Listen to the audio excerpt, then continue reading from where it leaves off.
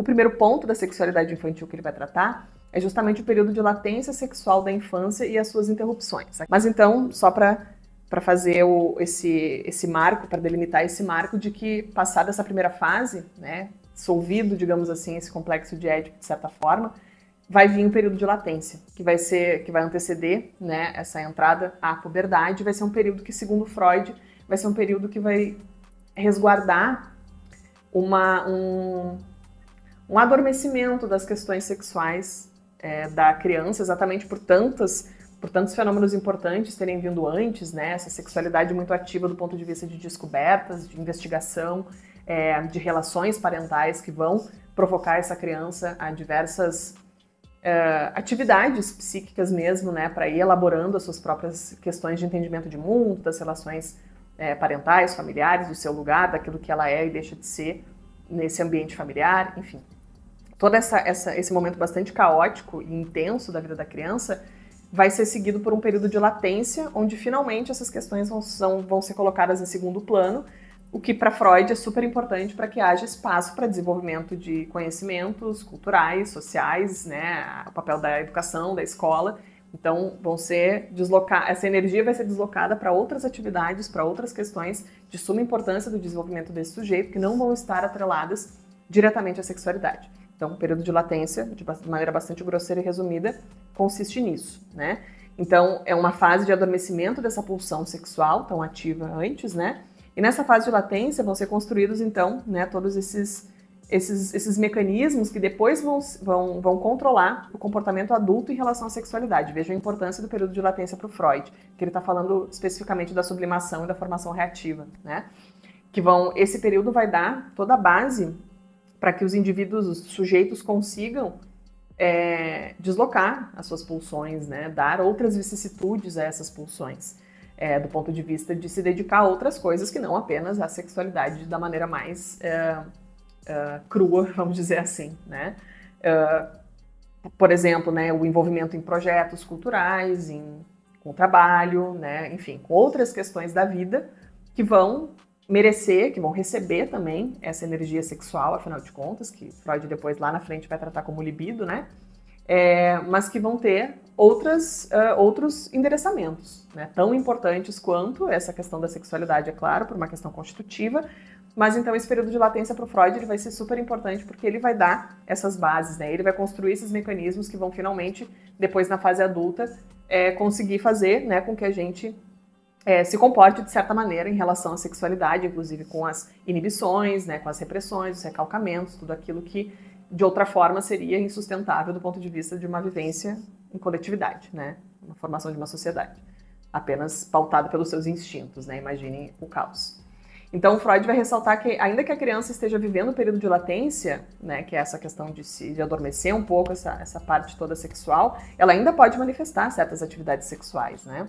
E que aí ele vai trazer aqui críticas em relação a como os educadores muitas vezes reagem, né? Os educadores, os pais reagem em relação a essa identificação de comportamentos sexuais muitas vezes na sala de aula, né? Coisas que culturalmente, socialmente falando são inaceitáveis, né? São de mau gosto, enfim, que não fazem parte, né, daquilo que pode ser colocado a público e sim apenas de maneira privada, e ainda que de maneira privada, não no caso de uma criança. Então, uma série de questões puritanas aí também atravessando, né, esses processos educativos. O Freud vai criticar isso, porque ele vai dizer que a maneira como isso é tratado pode ser muito prejudicial para o desenvolvimento também de inibições, de questões neuróticas no futuro, porque não se trata de alguma coisa deliberadamente maldosa ou afrontosa da criança, né? Quando faz ou manifesta alguma coisa dessa ordem.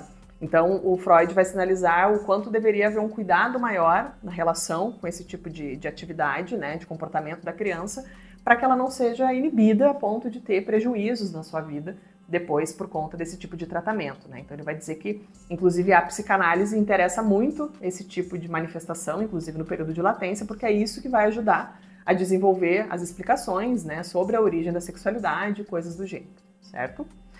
Um outro ponto, ainda sobre esse bloco, é as manifestações da sexualidade infantil.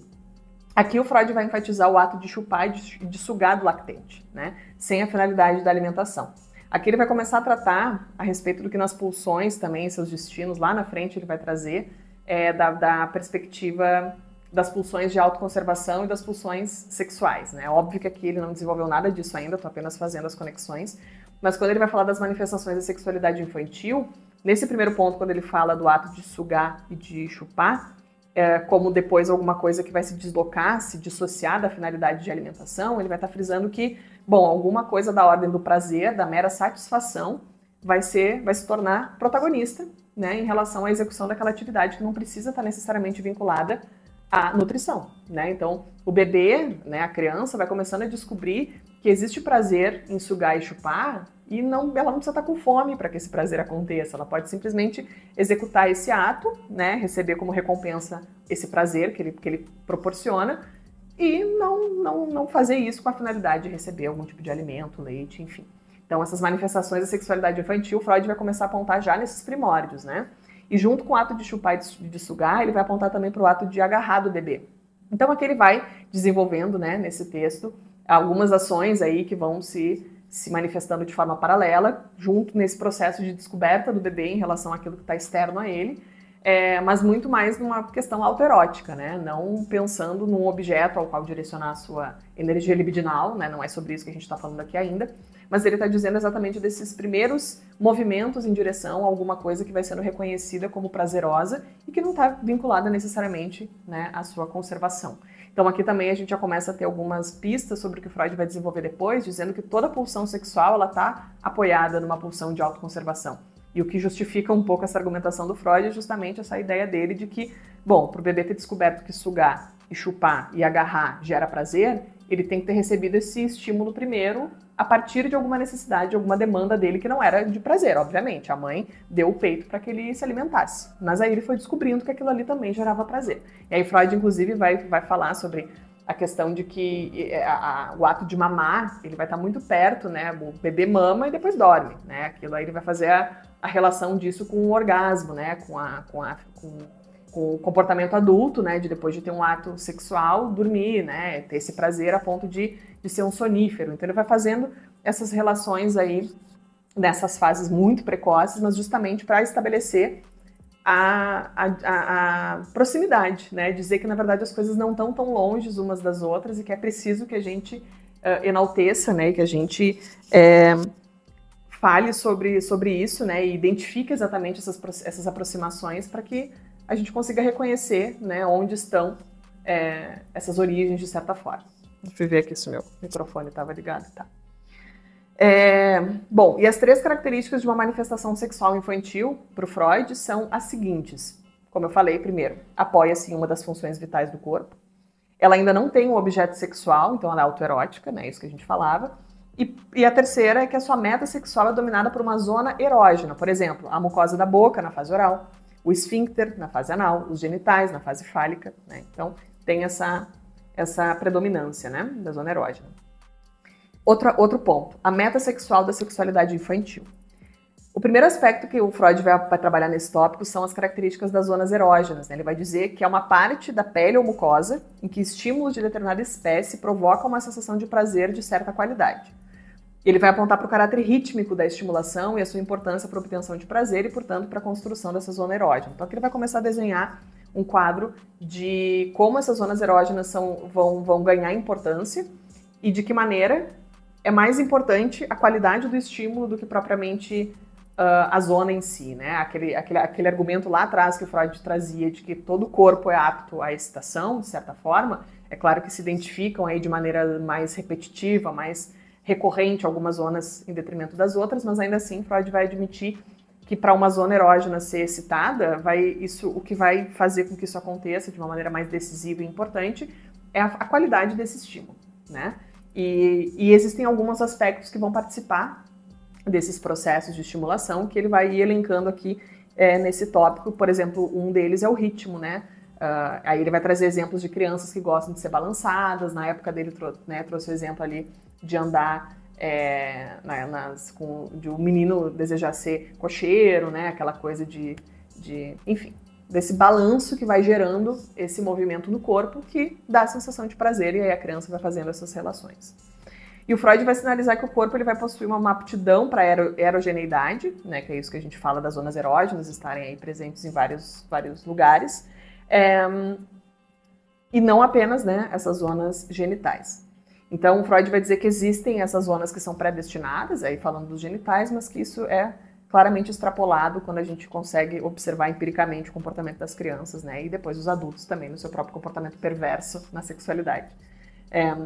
E que são, principalmente, ele vai frisar a questão das zonas de mucosas, né, porque elas têm terminações nervosas mais sensíveis, mas não só. E porque elas têm funções biológicas também que apoiam, né, as funções psíquicas e as funções pulsionais. E por fim, nesse tópico, ele vai dizer que a produção da sensação de prazer, como eu falei, depende mais do estímulo que da natureza da parte do corpo, né? Então, na verdade, isso aqui é mais do mesmo. Outro tópico relacionado a esse bloco diz respeito às manifestações sexuais masturbatórias. Também bastante polêmico. E aqui ele vai trazer alguns aspectos importantes sobre essa atividade masturbatória, localizando um pouco, né, onde elas são executadas, onde elas se realizam, e algumas características pertinentes a cada uma delas. Eu vou seguir aqui para não sair muito do itinerário.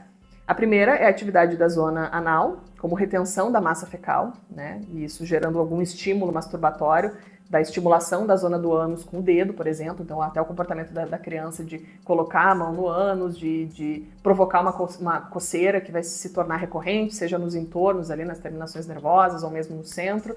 Então esses comportamentos que vão sendo desencadeados também pela identificação de alguma coisa prazerosa naquela região. A própria atividade das zonas genitais, né, que vão ser inicialmente relacionadas à micção, as lavagens e fricções envolvidas na higiene corporal e determinadas excitações casuais. Então, de novo, o Freud vai fazer aqui sempre uma associação do quanto o cotidiano, do quanto a criação, do quanto os processos naturais de educação da criança vão ser fatores que vão estimular a sexualidade, que vão apresentar a essa criança prazeres corporais. Ele vai trazer essa discussão de maneira bastante explícita. Então, a própria maneira como a mãe, o pai, os cuidadores vão dar banho na criança, vão tocar nos genitais da criança, isso vai gerar, afinal de contas, está tendo contato ali, vai gerar alguma sensação, né? E essa sensação é prazerosa via de regra. Então, o Freud vai quebrar um pouco essa questão puritana de que a sexualidade só vai ser despertada magicamente na puberdade. Não é assim. Desde o início, a criança vai tendo esse contato, né, com o seu corpo através daquilo que é ofertado pelo externo, dos cuidados que ela recebe, mas que nem por isso deixa de ser alguma coisa significativa e central para que ela consiga ir depois fazendo por associação inconsciente, é claro, essas escolhas objetais, né, essas atividades sexuais, enfim, todas as variações que vão surgindo a partir daí. E o Freud vai salientar 3 fases na masturbação infantil. A primeira delas é no período de amamentação, que tem a ver com a questão oral, que a gente já falou. O segundo é no breve período de florescimento da atividade sexual, por volta dos 4 anos, ali antecedendo o período de latência, né?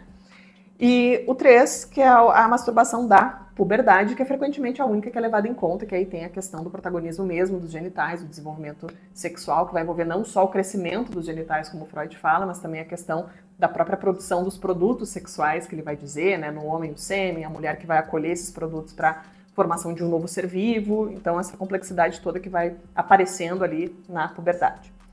E aqui ele vai trazer também algo bastante polêmico, que a gente já falou um pouquinho antes, que é essa predisposição polimorficamente perversa da criança, né? O Freud vai apontar para as poucas resistências que essa criança encontra em termos psíquicos frente a noções como nojo, vergonha, moral, aquilo que a gente falava do supereu, né, ainda não desenvolvido aqui, e bem, seria, ainda que ele tivesse o conceito de supereu nessa fase aqui, o supereu não está em ação na criança, a gente está falando de uma idade mais precoce, né?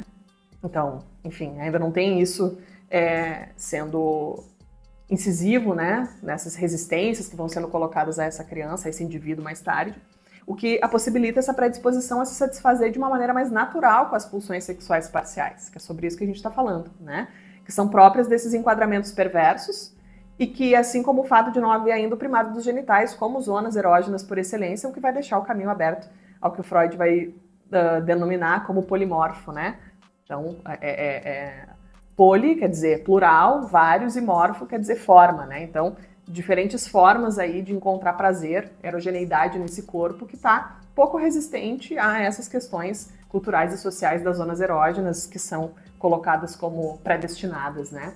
Ou seja, os genitais, que aqui na criança não tem atuação ainda porque ela está simplesmente reconhecendo, experimentando as questões do mundo, vamos dizer assim. Então, diversas partes do corpo estão disponíveis para excitação, principalmente nessa época. Como outro aspecto na sequência, que eu vou tratar mais rapidamente, que eles são um pouquinho mais curtos, não, mas é uma discussão que eu acho que aqui eu vou passar mais rápido. A primeira delas é a questão da pesquisa sexual infantil. É muito interessante essa leitura, recomendo muito que vocês leiam, obviamente, todo esse texto, os 3 ensaios, né? Que a gente está fazendo uma breve e rapidíssima passagem, né, por cada um dos tópicos, mas é importante que depois daqui vocês corram para o texto, porque é nele que a mágica acontece. E a pesquisa sexual infantil é muito interessante de ser lida, né, do que Freud fala sobre isso, porque ele vai tratar aqui exatamente de como a criança vai investigando questões que vão se apresentando a ela como enigmáticas. Por exemplo, de onde vêm as crianças, né? E aí Freud vai trazer aqui até as teorias que vão ser desenvolvidas, né, de como essa criança cresce dentro da mãe. Aí, primeiramente, vão ser as hipóteses, né, de que ela saia no banheiro, assim como quando a mãe vai ao banheiro para fazer cocô, e aí ela nasce assim, né? Mas aí depois surgem questões, tá, mas como é que ela foi parar ali dentro? Ainda não se tem a noção da participação do pai, mas ela sabe que o pai diz também que aquela criança é dele, mas ele não... Onde que está a atuação do pai nisso tudo, se a criança não está dentro dele? Então começam todas essas questões a pairar nesse universo infantil sem repertório nenhum para conseguir elaborar, né, de maneira satisfatória essas questões. E depois, aí também já atrelada a questão do complexo de Édipo, a própria diferença entre os sexos, né? E aí a gente tem o complexo de castração, a inveja do pênis, que são eventos próprios aí do complexo de Édipo, que vão participar, é óbvio, desse momento de investigação da criança, né? Porque é o momento dessas definições, dessas relações parentais, aquilo que a gente já falou, tem um vídeo sobre o complexo de Édipo aqui, então não vou me alongar nessa parte para a gente conseguir vencer aqui o que falta. Outro aspecto na sequência são as fases de desenvolvimento da organização sexual. Bom, aqui o Freud vai tratar das organizações pré-genitais, né? E são pré-genitais porque as organizações da vida sexual em que as zonas genitais ainda não vão assumir o papel predominante, né? Então, a primeira delas é a oral, que tem a ver com o canibalismo, aquilo que a gente falou, da ingestão de alimentos, a meta de incorporação do objeto. A segunda delas é a sádico-anal, e aqui a gente já encontra desenvolvido um antagonismo que vai permear a vida sexual, né? Claro que os opostos aqui eles não devem ainda ser designados como masculino e feminino, Freud vai tratar nessa parte, nessa fase, ainda muito na ordem do passivo e ativo, né? Que foi uma coisa que também a gente falou anteriormente, da agressividade, né? Da questão de... e por isso sádica, né? Dessa agressividade inerente do sujeito em relação à atividade sexual, mas que não é... necessariamente patológica, né, por conta dessas fronteiras, desses limites que a gente foi demarcando ao longo da discussão. E a terceira é a fase fálica, né, que aí tem a gente sublinha aqui a questão da ambivalência, que começa a surgir de uma maneira mais incisiva, justamente por conta da maturidade que vai se estabelecendo nessa fase, né, da presença dos genitais, dessa identificação, desse reconhecimento dos corpos aí diferentes, né, dessa atração que vai sendo sentida depois pelos sexos opostos, né, segundo a predominância da época, daquilo que Freud estava desenvolvendo nesse período. E a escolha do objeto em 2 tempos, né, que na verdade aqui é só um fechamento, que é antes do período de latência, então esse primeiro período aí que diz respeito a essa fase do complexo de Édipo, né, dessas relações pré-genitais, né, dessas organizações pré-genitais, e depois do período de latência, que aí a gente já vai partir para a questão da puberdade. Tá? E aqui, para fechar essa parte da sexualidade infantil, o Freud vai tratar também das fontes da sexualidade infantil. Né? Mas antes de listar as fontes, ele vai retomar a ideia de que a excitação sexual tem 3 origens, isso é importante a gente resgatar. A primeira delas é que a satisfação sexual, a excitação sexual, ela vai imitar uma satisfação experimentada com outros processos orgânicos, que era aquilo que a gente falava das pulsões de autoconservação e das pulsões sexuais, aqui não chamando de não era pulsão ainda, mas só para a gente se localizar. 2, pela adequada estimulação periférica das zonas erógenas, então a qualidade do estímulo, né, para despertar essa excitação. E 3, a expressão de alguns instintos, entre aspas, aqui, cuja procedência ainda não é inteiramente compreendida. Que ele vai falar o instinto do olhar, o instinto de crueldade, né, a questão do sadismo, do masoquismo, enfim. Questões que aqui ele acha que a explicação está insatisfatória ainda, mas que ele já identifica como uma fonte de excitação sexual. E para listar exatamente essas fontes da sexualidade infantil, né, nesses primórdios, ele vai elencar 4. A primeira delas é excitações mecânicas, que dizem respeito aos movimentos, aos balanços, aquela coisa que a gente já falou sobre esse movimento do corpo mesmo, né, que vai ser uma fonte de excitação. Atividade muscular, e aqui ele vai tratar uma coisa bem interessante das brigas, das lutas, né, de como isso em algumas relações se torna um tempero para gerar atração, para gerar excitabilidade, né, as discussões, o quanto o confronto corporal muitas vezes gera prazer, né, enfim, ele vai dissertar um pouco sobre esse mecanismo. Depois, os processos afetivos, isso é muito interessante também, ele vai tratar da questão do medo de fazer uma prova na escola, a tensão que isso gera, né, a tensão de uma tarefa de solução difícil que pode provocar o surgimento de uma sensação de estímulo que leva a tocar os genitais ou alguma coisa semelhante a uma poluição, alguma coisa assim, né, por parte da criança. E, por último, o trabalho intelectual. Né? Esse ele vai dizer que se trata de se concentrar em uma tarefa intelectual, né, que pode ser visto como alguma coisa que gera, né, uma excitação sexual concomitante. E que talvez seja o único fundamento justificado, ele ainda fala, né, para atribuição de transtornos nervosos ao excessivo trabalho mental. Ele vai trazer aqui como uma nota.